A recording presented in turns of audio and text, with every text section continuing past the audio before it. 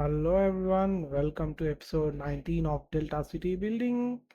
And in this episode, I will show you quite a lot of things which I have done after episode 18. I have done some minor tweaks and works all around the town, all around the city. And first of all, I will show you the correction which I made from episode 17, which is actually uh, the waterways. So here in that episode, I asked you guys like, what is the mistake which I had done? The mistake was I did a very large lane over here, which was not working because it was not connected properly. So I made medium lanes, which is now better connected and would be working, and it is currently working as well. We have a lot of ships going out from this port. We are sending to both the ports, both the outports, which is one is Missouri and one is uh, Perham. We'll add more lanes in the future. Currently, we are not operating at capacity, but we are importing and exporting quite a bit, so it's working. We are exporting for 90 tons of timber for some reason. We are not even having any woods, a very small amount actually, and we are importing crude oil. That's strange actually, because we have a whole lot of crude oil just over here. So we need to make some more connections to this main cargo hub, especially from this particular cargo terminal to here. We have connected the Park Industries cargo transportation to our hub, but I think we have the capacity because we only have one particular railway platform on this to load and unload trains. So I don't want to overload it at this moment. We are having only two trains coming in, but it seems to be a bit overloaded, so let's not add it to further. So apart from that, I have done some small changes, which is I made a perpendicular entry point into this cargo transfer station so that the line is going a bit smoother now. We don't have lots of trucks stopping by, so it's much smoother and seems to be faster as well. We don't have a huge backlog here, but people are coming in, so I added uh, traffic signals in this and then yeah in this junction, and I removed uh, pedestrian crossing over here, which I did not notice earlier. So in today's episode, I would be actually completing the Meadow Farms. We will have the farm completely done, so we can just plop in some more stuff here. So I have decided what to plop in this. So we would be plopping in stuff like the energy drink bottling plant and athletic wear factory, and basically other uh, farm related factors. And I think it's only two as of now. We have plopped others in this particular area, but I don't want to like overcrowd it. So this is what I'm thinking, to plop the energy drink bottling factory and the athletic wear factory. Okay, so I'll just finish this farm area and we'll plop those factories.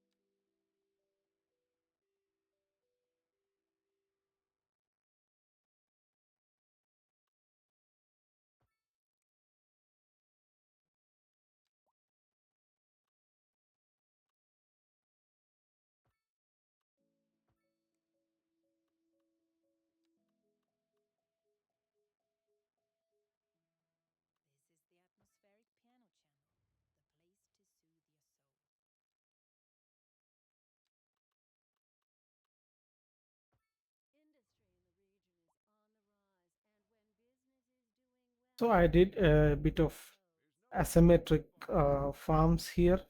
We won't be having everything of the same size. So we'll plop the animal livestock farms on the top side because we have least fertilization over there.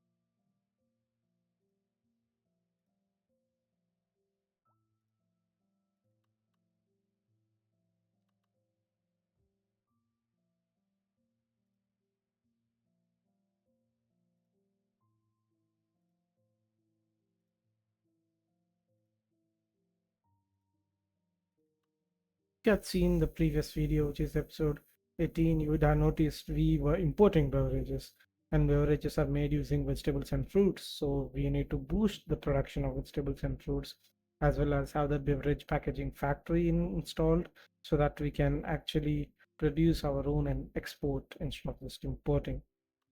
So I'm going to most of these as vegetable and fruit farms. We'll have some grain farms as well, but mostly we will be focusing on the vegetable and fruit farms.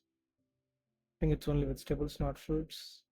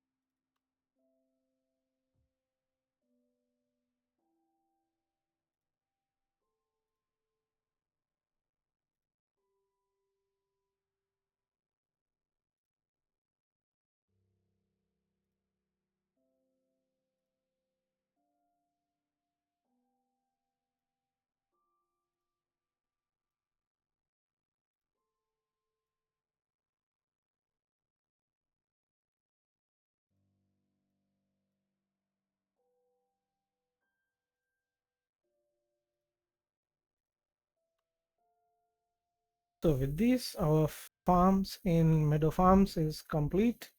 We would be having good enough food production.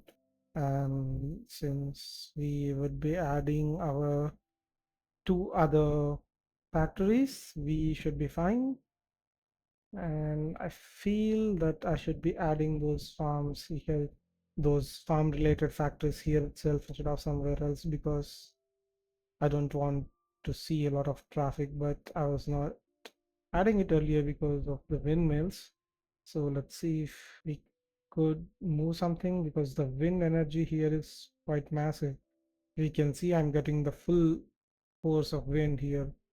So I didn't want to add anything blocking the wind. So we'll do it in the same area. I think the buildings are quite small to fit here. No, this is quite large. It won't be fitting anywhere here. So we'll add the athletics wear factory in the harbor itself, but for the regular, sorry, the energy drink bottling, we should be able to add it here. Yes, yes. We'll take care of the athletic wear factory later. Currently, we'll just finish this. We have a shipping department added as well, shipping and receiving department, so should be fine.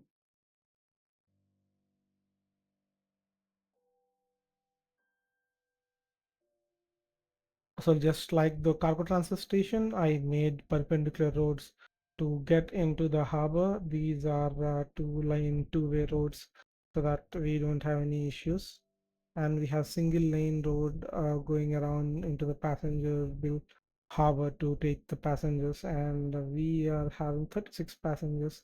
We're not currently fulfilling any of the ships, but slowly we'll be getting there. And coming to other parts of the cities, we had some traffic issue, which caused the hearses to not come into and pick up the corpses in these districts. So that's getting solved.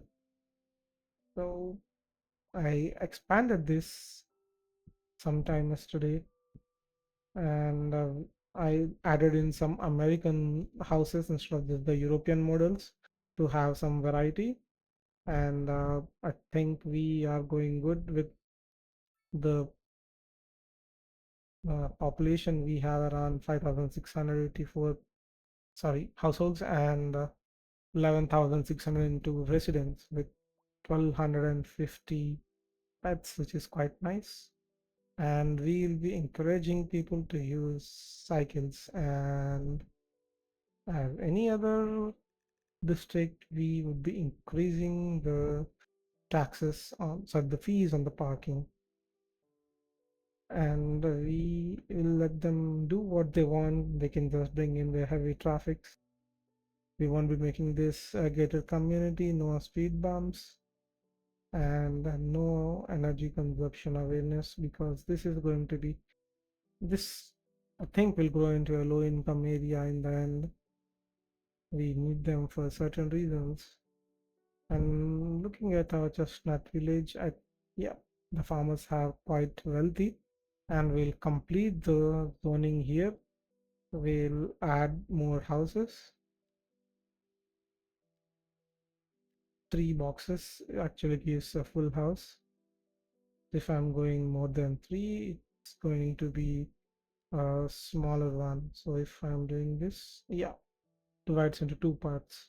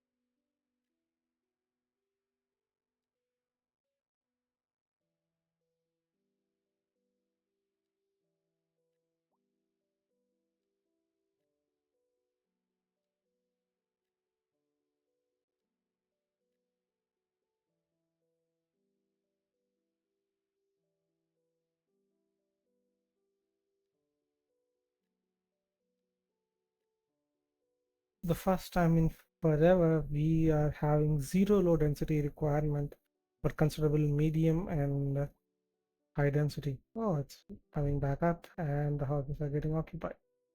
So coming to the high density, we'll be using low rent, high density housing in this space on the school, but some place here, I guess. This is one, and this is another apartment. We are going to have large low rent apartments, and I think we can add some medium housing. This should work. Yes.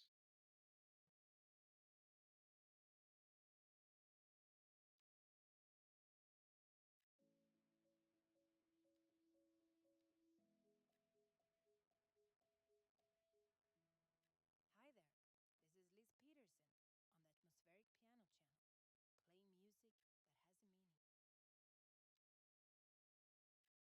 to get somewhere fast. It's worth slowing down, and if you can, plan your trip outside the rush. Oh, I don't know. I'd rather wait an hour in traffic than to have to start thinking about everything all the time. Besides, if I did that, I'd never get anywhere. A housing shortage is driving up prices in the area. That's right, Glenda. But apparently, that's not all good news. We're joined today by an expert guest, Professor Nutbutter. Welcome, Professor. So,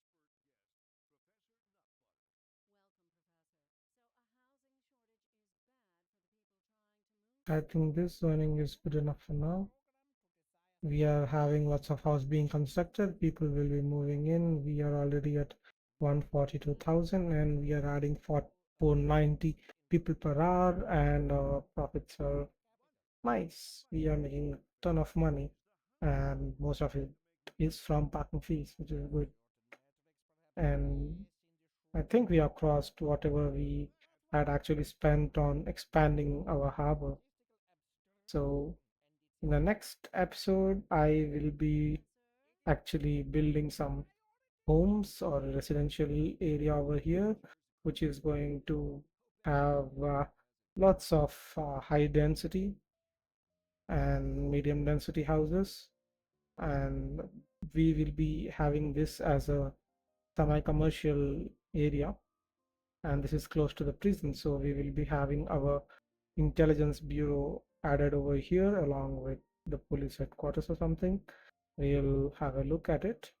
But since it's close to the prison, we should be having some really good police upgrade. Okay, apart from that, in this area, we have some natural resources, namely ore and farm. Since there is land to farm, we have very good fertility as well. So we will be turning it into a farmland basically. So this gated community is going to live beside three farms with fresh food and stuff.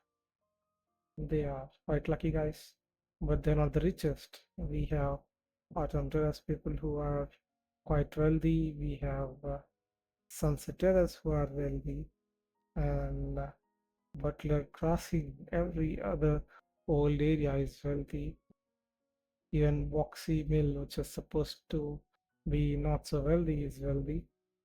These places actually have low rent apartments, which should actually be not so wealthy districts, but they are. Even Chestnut Village, which is just a farmer's land. So yeah, I think we are in a good path, and we will be expanding our city to new spaces. So for the development plan, I want to build an airport over here in the future, and we will be having a tourism spot in this area. It will be like downtown two of our place, and we'll be connecting this by boat. So we'll be having ferries in our city, which will go from this part of the town to somewhere near the harbor, and I don't think we'll be taking it onto the inside because we don't have deep waters here. It is quite shallow, and I believe it will be getting shallower in some months, so we won't be doing that. We have a nice delta region here where we can have some tourist spots and ferries taking people around instead of roads, which should be looking good for us. And thanks for watching. Hold on for the next episode. Please like, share, and subscribe.